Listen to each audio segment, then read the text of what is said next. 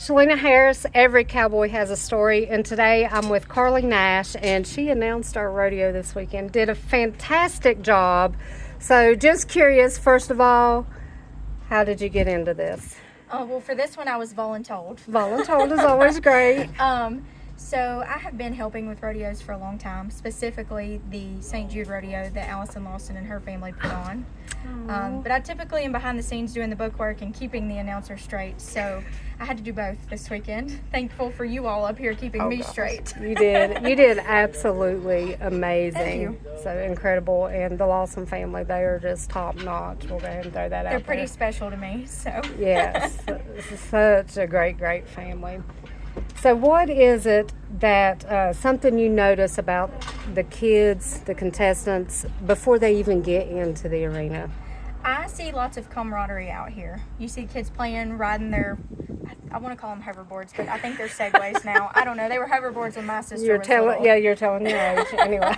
But they're just out here being kids, and that's what's most important, because when it doesn't become fun anymore, what's the point? They should be here to have fun and to grow and learn life lessons rather than just for a trophy or for anything else. I love that. So do you think confidence is something that you're born with, or is it something that develops? I think that's a double-edged sword. I do too. I think sometimes some of us are born with that confidence, and others of us, it has to grow with us. Yeah. And sometimes the more you do things, the more confident you become. But sometimes the first time you do something, you don't know to be timid, so you're more confident the first time you do it than the fifth time you do it. I love that. I never thought about that. I'm not sure. I have always been a grab the bull by the horns person, but my sister, for example, is not. So I think that can go both ways. What's the age difference between you and your There's sister? 5.5 years between us. That's pretty good age Yep. difference. Sometimes I wish I was more like her. She's definitely the more even keel one of the two of us. Oh, I love it. So what does mental toughness look like in the arena? Because you get to see thousands of runs. Right. You get to see, you see everything from up here. I think mental toughness starts long before you're in the arena. You're going to have bad runs. You're going to have bad days. You're going to have bad weeks. But how you go from that point says more about you than what happens in that arena. When you come out, you should be thankful you're still walking. You're still on your horse. Yes. You still have the blessing of doing what you do. So the mental toughness has to come from, you're going to make mistakes. You're human. It's going to happen. You have to learn to deal with it and to learn from it rather than be mad and not get anywhere. I love that. All right. Who has impressed you more as a person than a competitor? I'm not going to go with anybody specific. I'm going to say this, and I think I speak for a lot of us. These guys out here that set the arena up, that are here daylight to dark, moving these cattle, constantly moving, they're the most impressive people here, because people don't give them the recognition that they deserve. But they're out here longer than anybody else, and their work goes unnoticed. Yes. And they are not unappreciated, that's for sure. Yeah, because if you can tell, They're already out there tearing down. Yeah, they're out there tearing down, and we are all counting down till we're done. What is the quietest, most powerful moment you've experienced in rodeo? That's a tough one. So I was at the NFR 2 years ago, just watching and shopping, of course. There's nothing like Cowboy Christmas. Oh, yes. And I can't remember the specific barrel racer's name. But she hit the arena panels coming in, and you talk about hearing a pin drop when that happened. Outside of that, everybody immediately went to praying for her, went to, making sure she was okay, and she did spend some time in the hospital. But outside of that, going back to the St. Jude Rodeo, we do a moment of silence every year for a certain family, more than one family actually, and that's one of those times you reflect and you think about all the times you had with those people and where they're at in this life and where they're at now. It's a solemn moment. You don't really know how to feel. You don't know how to feel. It's such a blessing that they've gone home to be with Jesus, but down here we still grieve, and the Lord knows we grieve.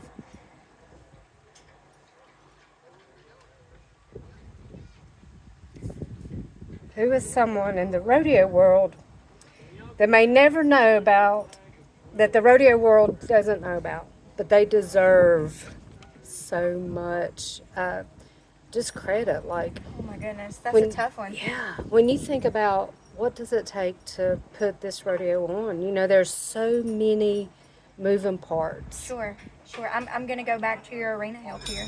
Yeah. I'm going to go back to that. Yes. These guys, They work so hard. These guys and girls. Yeah. Guys and girls. I'm Yes. bad for saying guys. Yeah. But these guys and girls, they do so much that goes unappreciated to an extent, and Yes. I just want them to know that they're what keeps this moving all the time. Yeah. Without them, we could not do this. No, absolutely not. We are blessed. Very much so. And it takes good work ethic. It takes wanting to do this. Yes. I told the manuals, I said, you all have literally Yes. ran your butts off all weekend. Thank you. It is such a sacrifice, even to their family that's at home, that's not here with them. It's such a sacrifice. It is. It is. When people hear the words world champion, they usually we think buckles, trophies, top 20, qualifiers. When you say the world champion, what is it that you want people to remember, to think about? I think the worst thing you could remember on a world champion is just the buckles, the trophies, because if their attitude and their personality doesn't follow that, you know, who you are outside of this arena means more to me than who you are inside this arena. Absolutely. So, you know, being a good human being goes a long ways. So people that are helpful to others, people that, you know, will stoop to whatever level or go to whatever level. Yeah.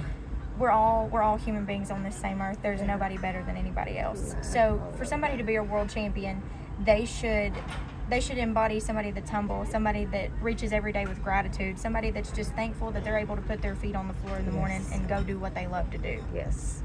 What is something that when people hear your name 50 years from now, what do you want to be remembered for? I would hope that I have treated everyone the same way, whether it be they are in pageants, barrel races, cattle show and world, my professional life, whatever that may be. I hope that they can say, you know, that girl was always good to me. She was always just a helping hand, and I'm notorious for not being able to say no, and that is a fault. But that is one thing they'll say is, she never told me no, and that could go both ways. That could be a good thing or a bad yes, thing. absolutely. So, other than you announced our rodeo and we helped one another out, I don't know anything about you. I don't know where you're from. So just tell me, okay, how are you in the rodeo world? Okay. Tell me about yourself. What do you do? What events have you competed in? Okay, so funny enough, I am not from the rodeo world. My husband grew up team roping and showing halter horses. I grew up showing cattle, so I am in the livestock world. Okay. I am in the livestock world. I became more involved with rodeo when I began working for the Lawsons, and this has been 5, almost 6 years ago. Yeah. I helped them with their St. Jude rodeo, and it's just taken off from there. So now I just jump in when I'm needed. Or voluntold. Or voluntold, yes, Yeah. that happens a lot. Yeah. Just kidding. Yeah. Once again, I can't say no. There's that. Outside of that, we have a zoo of dogs at our house. That's one of my favorite hobbies, is playing with our dogs. Outside of that, I bookkeep, some just on the side, but my professional life, I'm working in the HR world. So this is a welcomed break. Yes, yes. So what goals and accomplishments, because I feel like you should always be setting goals and Sure. accomplishments. What's on your list? Sure. So I'm actually in the middle of a job change right now, and this is a huge step for me and my family. My husband and I were married last year in September, and we're looking to build or buy a house because we love the place we're at, we love the location we're at, but we want something to call our own one day. Yeah. So with this job change, that's where we're at, looking for a house, whether it's build or buy. I'm not sure what that is, and Yeah. financially, I'm not sure what that is either. Right. But we're going in that direction. As far as goals, I'm actually going back to I have my business administration degree, and I'm going back for my human resources degree, so I have both of them. Awesome. What's the best piece of advice you've ever been given? Ooh, that's tough. That's tough. It's a lot. Yeah, I'm 'Cause- going to have to think about that. Okay, so the best piece of advice I've ever been given came from my granddad when I was in high school. And it's, men are like skunks, girls. Admire them from a distance because up close they stink. I love it. I love it. Okay. So, you're like incredible. I've enjoyed getting to Well, spend thank time with you this weekend. It's been amazing. What would be something that you would want to tell these young girls? You see these young girls out here. They're trying. They don't always succeed.